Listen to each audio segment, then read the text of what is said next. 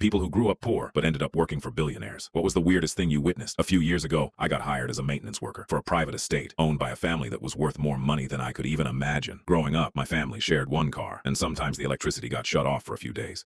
So when I first drove through the gates of that property, it felt like I had accidentally entered another country. The estate was so large that employees used golf carts just to get from one building to another. There was a guest house bigger than my entire neighborhood. The family had a private lake that nobody even swam in. But the strangest thing wasn't the wealth. It was the son. His name was Ethan, and everybody treated him like he was royalty. Employees stood straighter when he walked by. Managers laughed at jokes that weren't funny. Even relatives seemed nervous around him. At first, I assumed he was going to inherit everything. Then I learned the truth. Ethan wasn't the richest member of the family. His grandmother was. She was this tiny 80-year-old woman named Margaret, who spent most of her time sitting on the porch feeding birds. She wore the same old sweaters every week and drove a 15-year-old sedan, despite being worth hundreds of millions. One afternoon, I was repairing a fence near the garden when she walked over and started talking to me. She asked where I grew up. I told her about my parents, working multiple jobs just to keep food on the table. Instead of changing the subject, she kept asking questions for almost 2 hours. After that day, she'd stop and chat with me whenever she saw me. Sometimes she'd tell stories about building the company from scratch. Other times she'd complain that nobody in the family listened unless lawyers were involved. One day she asked me a question that caught me off guard. She said, "If you had all the money in the world, how would you know who actually cared about you?" I didn't have a good answer. A few months later, the entire family was called together for a huge gathering at the estate. Something fell off immediately. Everyone was unusually nice to Margaret. Her grandchildren brought gifts. Her children kept telling stories about how much they loved family traditions. People who normally ignored each other suddenly acted like best friends. Then after dinner, Margaret stood up and announced she had rewritten her will. The room went silent. Nobody even pretended not to care. You could literally see people trying to calculate numbers in their heads. Then she smiled and said something I'll never forget. She said, "The people most interested in this conversation are exactly why I changed it." And just like that, half the room looked terrified.